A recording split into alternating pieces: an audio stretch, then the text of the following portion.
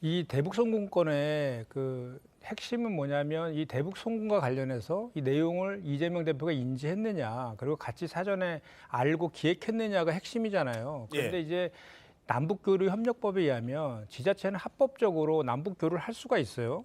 과거에 그 김문수 도지사도 방북도 했었고 그 스마트팜 사업도 남경필 전 지사 때 시작한 것 아닙니까? 그럼에도 불구하고 왜 본인이 국가보안법 위반의 그 여지와 또는 그 정치 생명이 끝날 수도 있는 그 조폭 깡패 주가 조작범이라는 김성태 전 회장을 통해서 방북 비용을 대납시킬 하등의 이유가 없다라는 것이 이재명 대표의 주장이고 그것이 핵심입니다.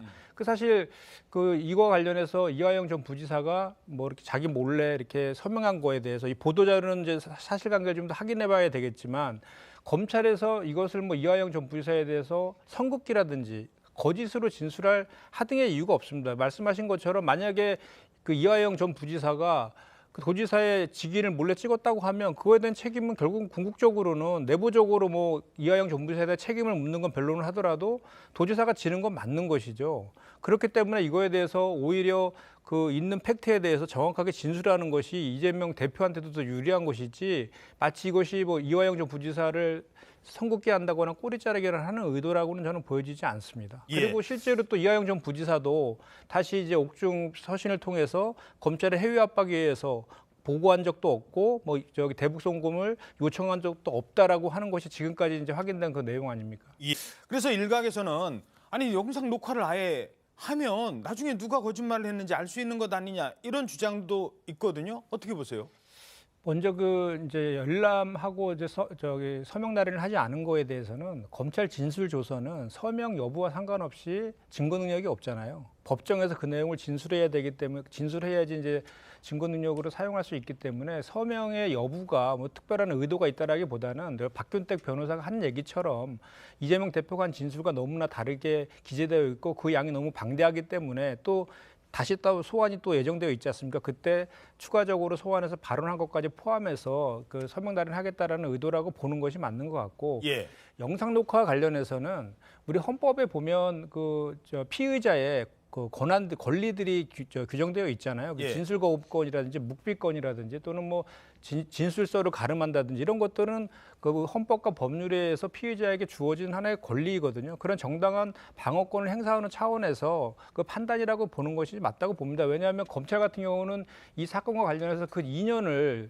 지금 막대한 그 수사관과 검사를 투입해서 했고 수백 차례에 걸친 압수수색을 해서 충분한 하고 풍부한 그 물적 증거라든지 뭐 인적 그 진술 등을 확보한 그런 상태에서 묻는 것 아닙니까? 그런데 이재명 대표 같은 경우는 피의자로서 그 자리에서 바로 듣고 답해야 되는 그 과정 속에서 또 시간에 오래돼서 기억이 희릿한 것도 있을 수 있고 또 진술 하나하나가 대단히 중요하고 또 이게 중대한 이게 사건이기 때문에 그런 거 차원에서 그 아마도 그 영상 녹화를 1차 때 지난번에는 좀 거부했던 것 같고 이번에 영상 녹화를 할지 안 할지는 저도 지금 판단은 잘 쓰지는 않습니다. 어떤 판단을 할지는 지켜봐야 될 것 같습니다. 예. 자, 결국 오늘 조사가 끝나면 검찰은 구속영장을 청구할 것 같은데 바로 구속영장 청구로 들어갈까요? 어떻게 보십니까? 저도 이 관련해서 좀 말씀드리면 예. 저희 민주당에서 계속해서 그 윤석열 검찰에서 수사관이 정치를 하고 있다라는 그 비판을 계속 해왔잖아요. 그러니까 이 건과 관련해서도 우리가 봤을 때는 그 이제 추석 전에 체포 동의서를 국회에 보내가지고 야당을 좀 분열시키고 또 추석 밥상머리에 그 이재명 대표를 악마하고 좀 이렇게 하려고 하는 그런 의도가 있다라고 저희가 이제 계속 비판을 해왔잖아요. 추석 민심에 영향을 미치려 한다. 예, 그런데 이제 중요한 것은 수사는 진실규명이 목적이어야 되는 겁니다. 그리고 사건을 따라가야지 사람을 따라가면 되지 않는 거거든요. 그렇다고 하면 지난 2년 동안에 그렇게 2년 가까이 수사를 했으면 굳이 이렇게 이번 9월 달 안에 추석 전에 이렇게 무리해가지고 이렇게 예. 체포 동의서를 국회에 보내야 될 이유는 또 무엇이냐라고 반문할 수도 있는 거거든요. 알겠습니다. 만약에 예. 9월 안에 체포 동의안 국회로 보내지 않으면요. 그때는 민주당에서 증거 있다면서 뭐 하냐. 영장 청구도 못 하면서라는 비판을 또 할 가능성도 있을 것 같습니다. 그런 비판 안 할 테니까 만약에 이게 이제 12월로 넘어가면 총선 전략과 맞물려서 한다라는 우리의 비판의 지점을 그것이 알겠습니다. 그래서 없어지는 것이니까 오히려 그렇게 하는 게 어떨까 싶습니다. 김현정 대변인님, 요즘 그 규탄 대회 때 어떻게 많이들 좀 모이십니까? 어떻습니까? 지금 뭐 이렇게 숫자가 그 전보다 줄었다 그래서 동력이 떨어진다라는 이제 그런 보수 언론들의 비판 지점들이 있는 것 같은데 실제로 그렇지 않습니다. 이게 그 지금 253개 지역위원회별로 예. 천막당사를 치면서 서명도 받고 있고 또 출퇴근 피켓팅도 하면서 지역에서는 이 후쿠시마 그 오염수 방류와 관련된 그 비판적 반대의 여론들이 상당히 많아요. 반대하시는 분들 아직도 왜, 많다. 왜 그러냐면 조금 전에도 이제 사실 우리 민주당에서 수산물을 먹지 말라고 하는 게 아니잖아요. 그 정부 여당에서 찬성과 지지도 하지 않는다라고 하면서 수산물 시장에 가서 횟집 먹방하고 뭐 수돗물 떠먹는 이런 퍼포먼스를 할 것이 아니라 일본에게 방류를 중단 요청을 하고 국제해양재판소에다가 제소를 한다든지 이런 역할들을 해야 되는데 오히려 그 방류를 홍보하는 듯한 태도들을 보이는 것에 대한 비판인 것이고요. 그래서 지금 오히려 민주당에서는 이 방류와 관련해서 그 수산 어민들을 보호하기 위한 특별 사법도 지금 국회에 제안해 놓은 상태잖아요.